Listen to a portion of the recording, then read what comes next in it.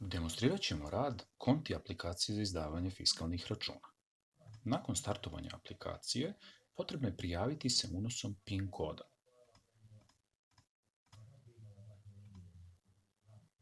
Ukoliko je to prvi put da startujete aplikaciju u toku dana, potrebno je otvoriti smenu pritiskom Otvori smenu.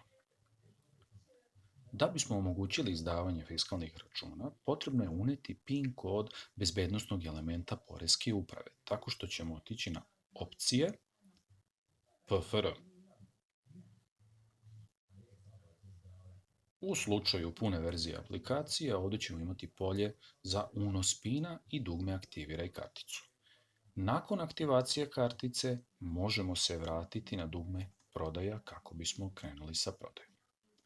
Za vršenje prodaje najjednostavniji način je pritisak crvenog tastera u donjem desnom ćošku koji će otvoriti listu proizvoda koji su memorisani u memoriju fiskalne kase. Da bismo prodali neki proizvod, potrebno je pritisnuti ga, zatim otići na opciju Račun i on će biti dodat na račun. Ukoliko želimo da dodamo još neki proizvod, možemo ponovo pritisnuti crveni taster, dodati drugi proizvod. Ukoliko ga pritisnemo još jednom, dobit ćemo veću količinu. I povratak na račun nas vraća nazad. Da bismo završili račun, dovoljno je pritisnuti taster Gotovina ili kartica kao najčešći izbor, način plaćanja.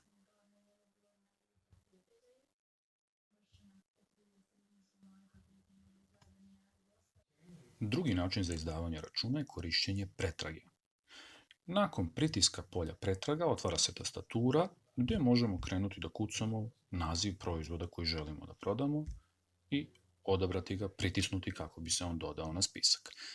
Također, u polju pretraga možemo uneti šifru proizvoda ukoliko koristite šifre, pritisnuti proizvod i on će biti dodat na račun. Da biste izmenili neku od ovih vrednosti, dovoljno je da pritisnete artikal, u ovom slučaju Coca-Cola, i dobit ćemo mogućnost da ispravimo količinu proizvoda, da damo popust ili, ukoliko se predomislimo, da obrišemo artikal. Ukoliko to uradimo i sa drugim, obrisali smo ceo račun. Ukoliko se bavimo uslugama, dodavanjem usluge na račun koja nema fiksnu cenu, pritiskom i odabirom opcije cena možemo uraditi direktnu promjenu cene u momentu prodaje.